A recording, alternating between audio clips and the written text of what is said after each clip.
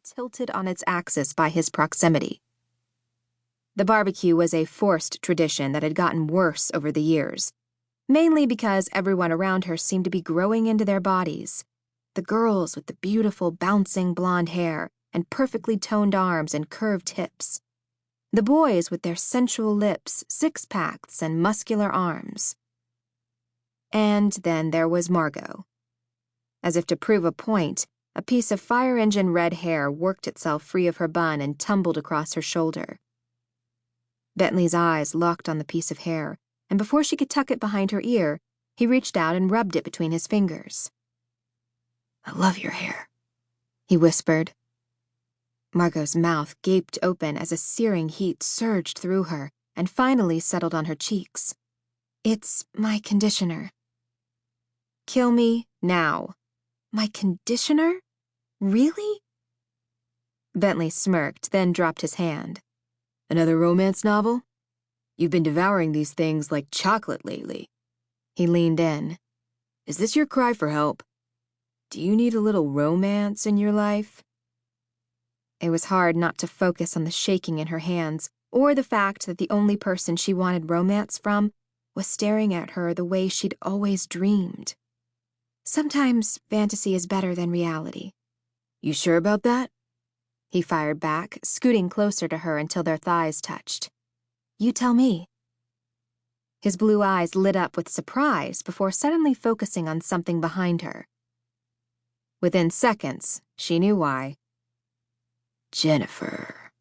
Bentley smiled, and his slow, appreciative perusal wasn't lost on Margot as he finally stood and held out his hand. "How's your summer?" "Horrible. My mom's a bitch, and I'm bored." Jennifer stomped her heel into the ground and then glanced at Margot. "Oh, hi, Marge." Marge. She hated that nickname. "Hey, Jen."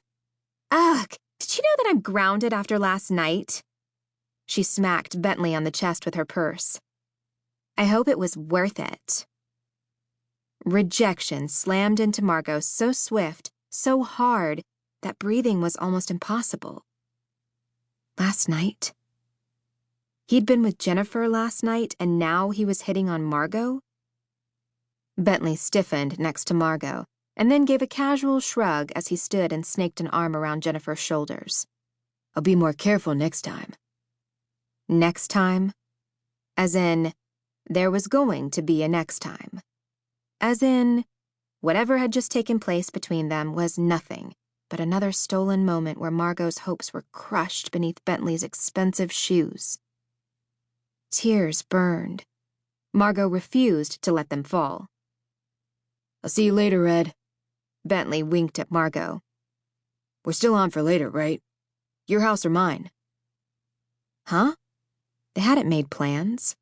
And by the look of it, Jennifer was pissed. Straightening a bit, Margot shrugged and said, "How about we go to yours this time?" Last weekend, they'd spent 2 nights in a row watching a horror movie marathon. Probably not the kind of marathon that Jennifer and Bentley had participated in, but Jennifer didn't need to know the details. Right? "Cool. See ya." She sighed longingly after Bentley and Jennifer. Her book was long forgotten. "So, not a complete crash and burn, I take it?" Brant's voice scared the crap out of her, and she nearly toppled out of her lounge chair. "I mean, you're smiling way too big for it to be fake." Brant made his way around the chair and sat again, crossing his arms. "No. In fact, we're hanging out later." Brant's smile fell. "Just be careful." "Careful? He's your brother and my best friend. Trust me, I know him." "Not everything, though." There was an edge of warning to Brant's voice. "Just be careful, that's all I'm asking." "Yeah, thanks, Dad. I'll get right on that." Brant pressed a hand to his chest. "Ouch!" They fell into fits of laughter as Margot's grandmother's voice rang out. "Margot?" her grandmother yelled from the door. "Margot!" She sounded frantic. "Margot?" Grandma almost teetered over into the pool as she made her way toward Margot and Brant.